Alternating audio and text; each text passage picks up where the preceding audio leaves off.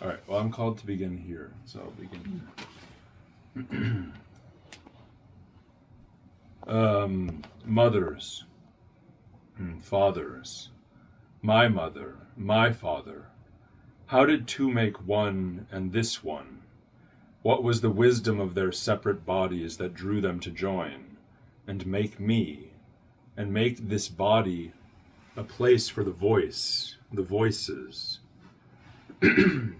How has the helix of their code prepared me to hear and to heed all the voices?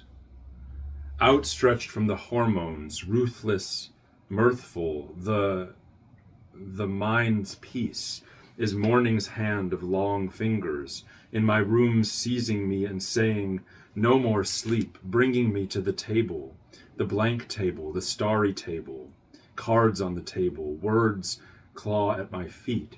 The script is on the table, deathless, not yet deciphered, all moiling, particulate, sperm in the veil and worms in the half-open window. The glass of the window itself, all snakes. In witness to the writing, I am so afraid of my hands that have been so opened by Venus obedient. Will they ever hold another name? My family tree is the tree of life. My mother is Gevura, my father Tiferet. Your family tree is the tree of life. Climb it to the roots where sweet ruach wafts. That is no lookout. The tree itself is the cosmos, and the branches stretch out feelingly and yearningly, ever new words of the last children, carried away, yes, on such flights of, I will not say it, fancy or fantasy. What then is the real? Correspondences, paths, and boar hunts. That a tree is a tree, and a tree is a man, and the zodiac is a tree, and language is an oak, and the wind tries its leaves, making the not always cordial, but only music. Having been born here a second time, we passed from the order of progenitors to the order of grammar, in which the circumstantial language of the first is revealed as the daughter of the second. Truly Latin is the daughter of my English, as the actual light on the skin, on your skin, sires the inner light, and as old texts by authors who no longer speak out loud on earth build and build the soul of the reader.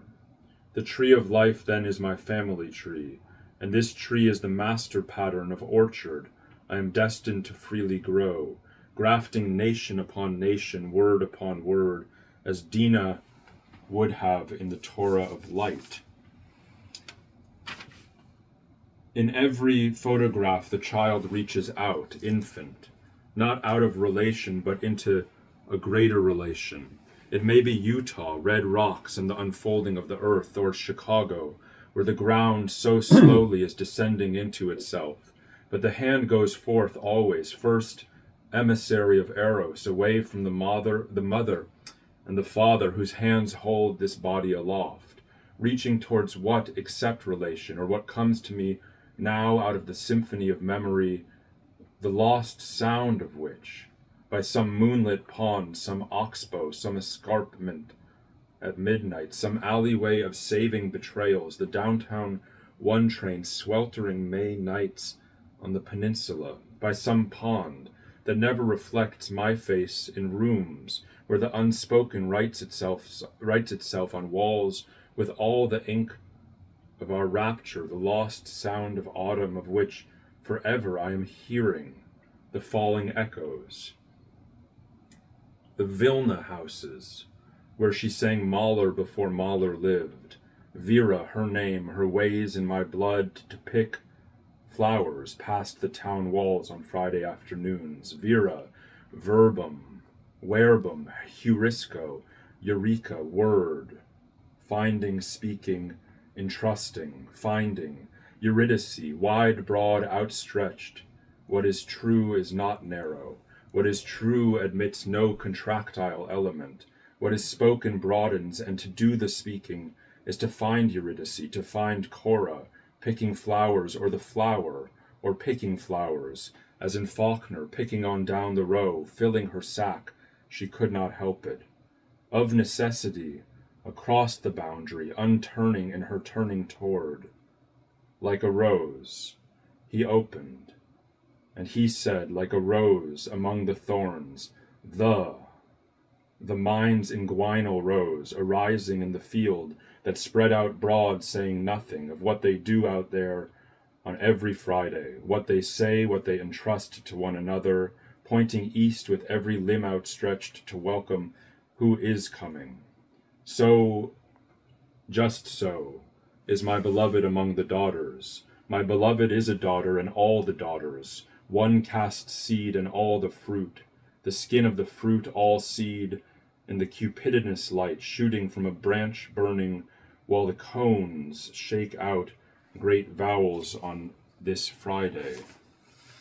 Every moment, Psyche's window, every moment the lamp, every moment it falls on whose shoulder I still cannot see the face. Even in the daylight I cannot see the face. Who are you? Carmen Perpetuum, the singing that does not ever cease, that does not know duration, mode of the singing, and the song of the mode, way, form, shape. Something is there at the door, at the window, and it is open, wide face, of the girl with rueful countenance, knowing not whom she ventured for to ride. What is wide, broad, is true and continuous, uninterrupted, from the origin of days until today. Song is a boulevard, love is an avenue, words copulate, words fornicate in the cave behind my head, where the images of love burn up in a voice, the fire of her voice behind my voice.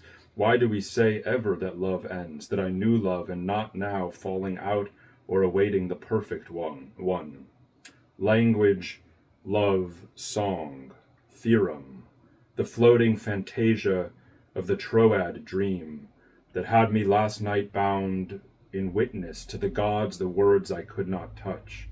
What is what is, as language is, and makes it be so, making it be and loving it so, singing its existence in love with its silence, the romance of the world. Making love is language singing the nature of words, is to be born every morning naturing, speaking or not speaking. The bodies of words, love's bodies, by all definition, the ones who could speak, the ones who could sing, the ones who could love, who falling silent are not silent, simply swimming against the current, invisible or inaudible or too fine, the famous white interstitial fire. Song does not cease, love does not cease. Over the Atlantic, gods, girls, gods, the engenderers, drift before my glowing eye. Someone who says they saw me reaching through the classroom window, meaning teaching but saying reaching the students or reaching for them, or reaching out the window to be gone. What is the meaning of saying reaching?